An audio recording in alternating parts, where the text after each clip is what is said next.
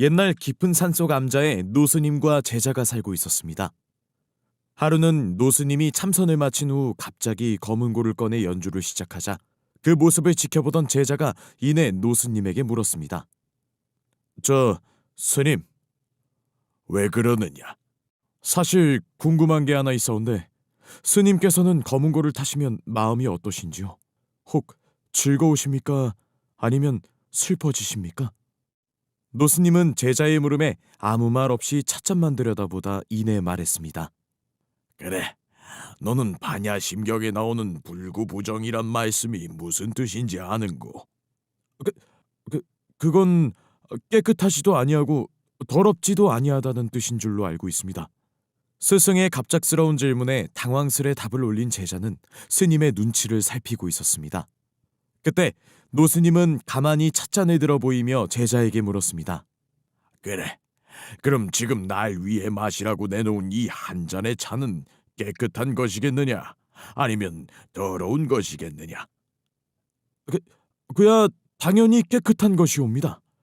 스님은 다시 아무 말 없이 차를 한 모금 마신 후 조용히 찻잔을 내려놓으며 말했습니다. 나는 방금 차 한 모금을 마셨느니라. 이제 조금만 시간이 지나면 방금 내가 마신 이 차는 오줌으로 나올 것이다. 그러면 그땐 이 오줌이 깨끗한 것이겠느냐, 더러운 것이겠느냐?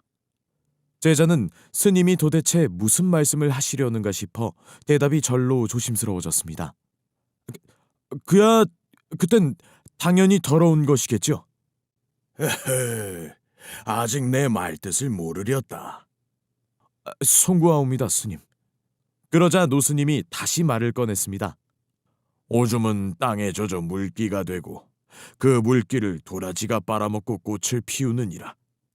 그러면 그 도라지 꽃은 깨끗한 것이냐 더러운 것이냐? 그거야 그땐 깨끗한 것이옵니다. 노스님은 이렇게 저렇게 황망스레 대답하는 제자를 물끄러미 바라보며 말했습니다. 너는 너 편리한 대로 한 잔의 물이 깨끗했다 더러웠다 다시 깨끗해졌구나. 아니옵니다, 스님. 그게 아니오라. 그것이 아니면 무엇이란 말이던고? 사실은 잘 모르겠사옵니다, 스님. 자, 지금부터 이것을 잘 보아야 한다. 예, 스님. 물은 본래 더럽지도 깨끗하지도 않은 것. 찻잔에 담으면 깨끗해 보이고 시궁장에 담기면 더러워 보이는 것이니라. 같은 물이라도 발 씻던 세숫대야에 담아놓으면 마실 수 있겠느냐? 마실 수 없사옵니다, 스님.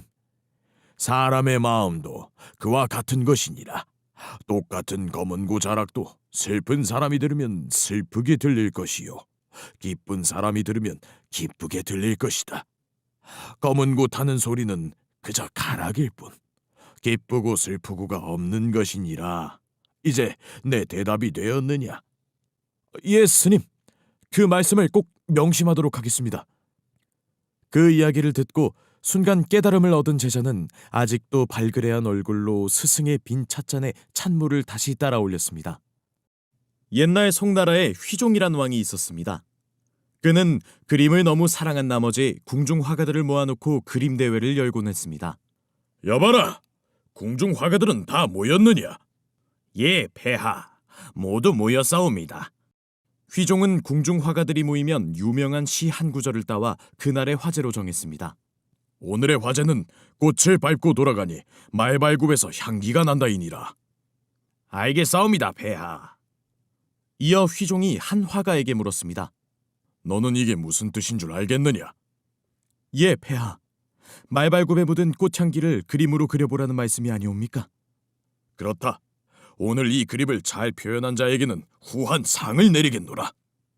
왕의 명령에 궁중 화가들은 깊은 고민에 빠졌습니다. 여보게, 보이지도 않는 향기를 어떻게 그려낼 수 있단 말인가? 그러게 말일세. 꽃이나 말을 그리라고 한다면 어렵지 않겠는데 말발굽에 묻은 꽃향기라니. 이를 어찌 표현해야 한단 말인가? 화가들은 서로 어떤 그림을 그려야 할지 막막해하고 있었습니다. 이때 한 젊은 화가가 나서며 말했습니다. 일이 쉬운 걸 뭐 어렵다고 난리들이요? 얼마간의 시간이 흐르자 젊은 화가가 당당히 그림을 제출했습니다. 사람들의 눈은 일제히 젊은 화가의 그림 위로 쏠렸습니다. 이에 옆에 있던 화가가 말했습니다. 이럴 수가! 대단한 작품이요!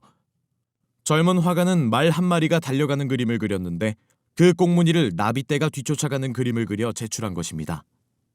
즉, 말발굽에 묻은 꽃향기를 나비떼가 대신 말해주고 있었던 것입니다.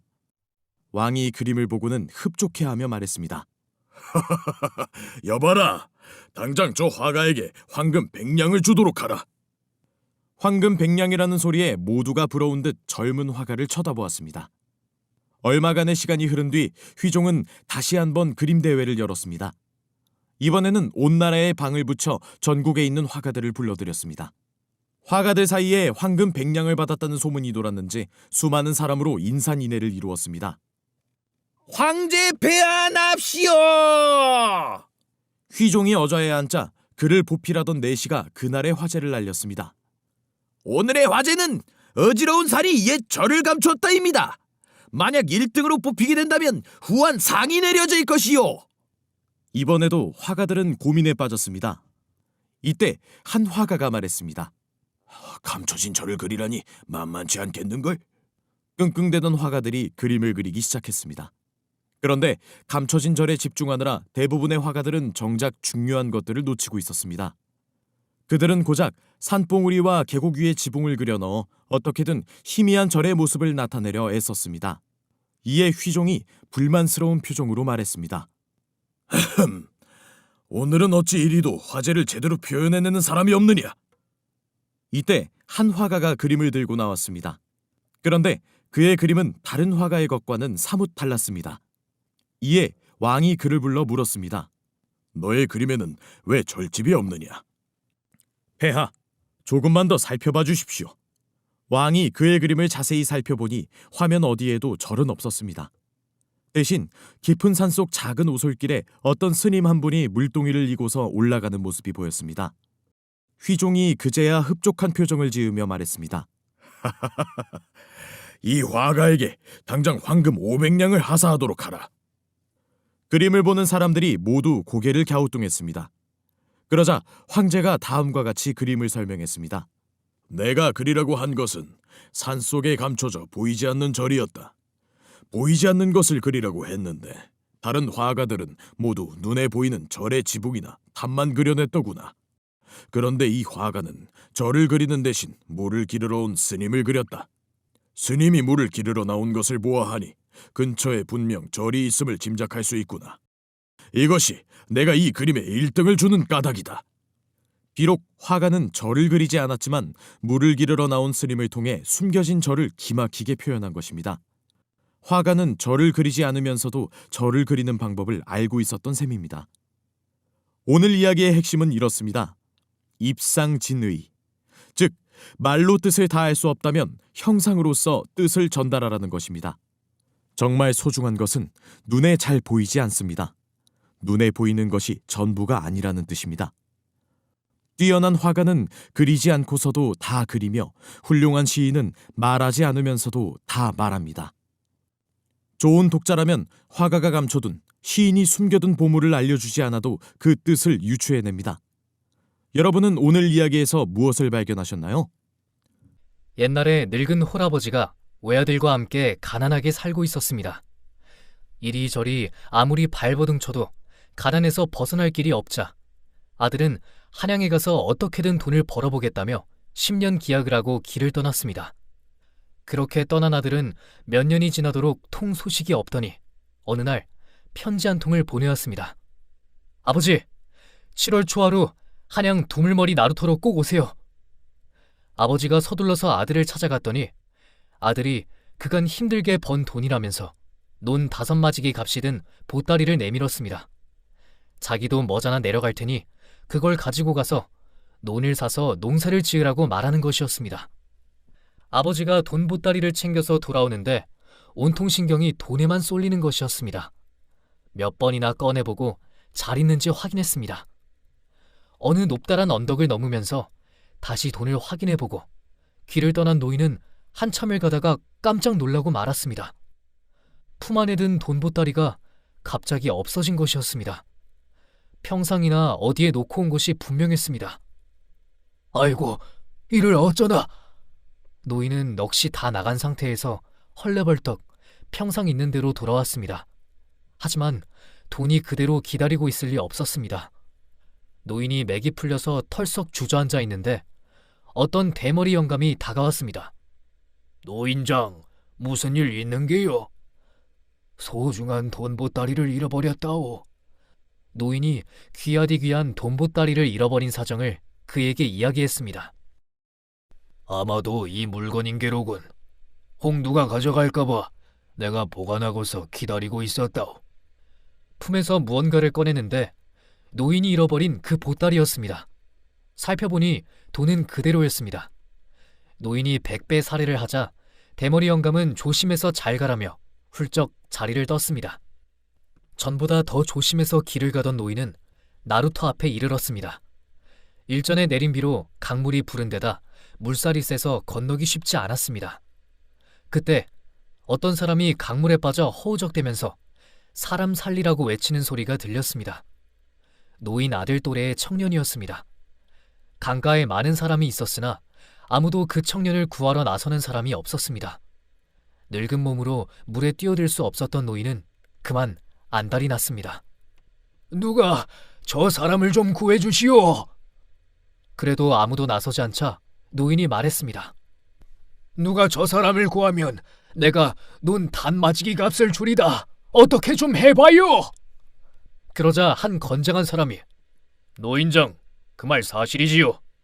하더니 강물로 뛰어들어 그 청년을 구해왔습니다. 노인이 내뱉은 말을 주워 담지 못하고 돈 보따리를 내밀자 건장한 사람은 돈을 챙겨서 유유히 사라졌습니다. 죽다가 살아난 사람은 사정을 전해 듣고서 노인한테 넙죽 절하며 살해했습니다. 그리고 사양하는 노인을 굳이 자기 집으로 이끌고 갔습니다. 집에 도착해보니 무척 잘 사는 집안이었습니다. 청년은 아버지한테 강에 빠져 죽다가 살아난 사연을 이야기하고는 노인을 안으로 모셔 드렸습니다. 청년의 아버지와 노인은 서로를 보고서 깜짝 놀라고 말았습니다. 청년의 아버지는 평상에서 돈을 찾아주었던 대머리 영감이었던 것입니다. 대머리 영감은 노인의 손을 잡고서 말했습니다. 그게 어떤 돈인 줄 내가 아는데 그 귀한 돈을 내던져서 우리 아들을 구했단 말이오. 사람이 죽어가고 있으니 앞뒤 생각할 겨를이 없더랍니다. 이어지는 결말은 여러분이 상상하는 그대로입니다. 영감은 노인에게 자신의 재산을 절반으로 나누어 뚝 떼어주고 서로 형제처럼 어울리며 남은 평생을 잘 살았다고 합니다. 고사성어 추리바니는 자신에게서 나온 것은 자신에게로 되돌아온다는 뜻입니다.